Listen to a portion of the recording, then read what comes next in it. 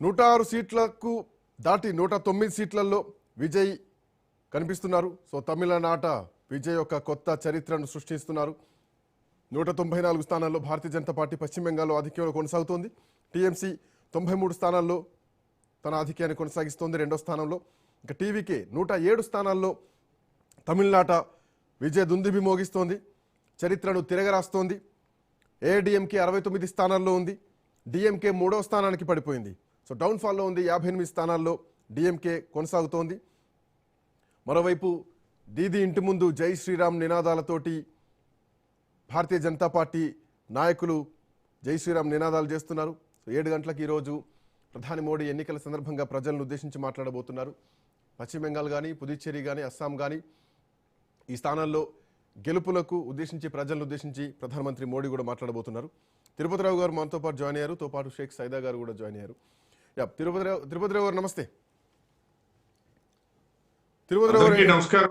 ఈ ఎన్నికలు చరిత్రలో నిలిచిపోయేటువంటి ఎన్నికలని చెప్పాలి. మరి ముఖ్యంగా అటు పశ్చిమ బెంగాల్ కానీ, ఇటు తమిళనాడు కానీ. సో తమిళనాడులో ఒక ఎంజీఆర్, ఒక జయలలిత లాంటి ఎపిసోడ్ ఈరోజు మళ్ళీ విజయ్ రూపంలో కనిపిస్తోంది. సో ఎట్లా చూస్తున్నారు ఈ రిజల్ట్ని? పశ్చిమ బెంగాల్లో కూడా భారతీయ జనతా పార్టీ ఇక మొట్టమొదటిసారి కాషాయ జెండా ఎగరేయబోతోంది. ఖచ్చితంగా ఇవి ఒక ప్రత్యేకత కలిగినటువంటి ఎన్నికలే. 5 రాష్ట్రాలకు జరిగినటువంటి ఎన్నికలు దేనికదే ఒక ప్రత్యేకం. అస్సాం 3వ పర్యాయం మేము గెలవబోతున్నాం, పాండిచ్చేరి 2వ పర్యాయం గెలవబోతున్నాం.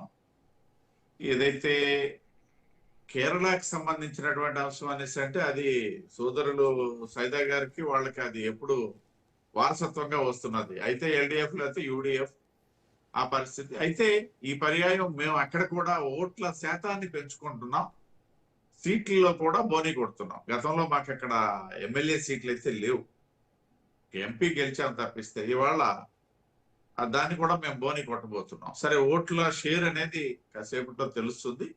ఇంకా ఇప్పుడున్నటువంటి ట్రెండ్స్ ప్రకారం చూస్తే మేము చీల్చుకున్నటువంటి ఓట్ షేర్ ఆధారంగానే ఇవాళ అక్కడ యూడిఎఫ్ అత్యధిక స్థానాల్లో గెలిచింది అన్నది మా వద్ద ఉన్నటువంటి సమాచారం.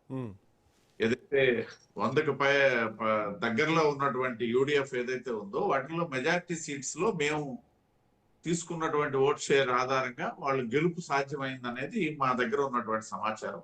అఫ్ కోర్స్ ఏదైనా ఎవిడెన్స్ ఉంటే సైదా గారు యాడ్ చేస్తారు. అయితే మీరు అన్నట్టుగా ఇటు వెస్ట్ బెంగాల్ తీసుకున్నట్టయితే ఇది భారతీయ జనతా పార్టీకి ఎలాగూ ప్రతిష్టాత్మకమైనటువంటి ఎన్నికలు. ఎందుకని అంటే అక్కడ వేరే కమ్యూనిస్టులు కానీ, కాంగ్రెస్ కానీ వాళ్ళ ఉనికి లేనటువంటి సందర్భంలో మాకు అది ప్రతిష్టాత్మకము, దేశానికి ప్రతిష్టాత్మకం అని చెప్పి మేము ఎలక్షన్కి వెళ్ళాం.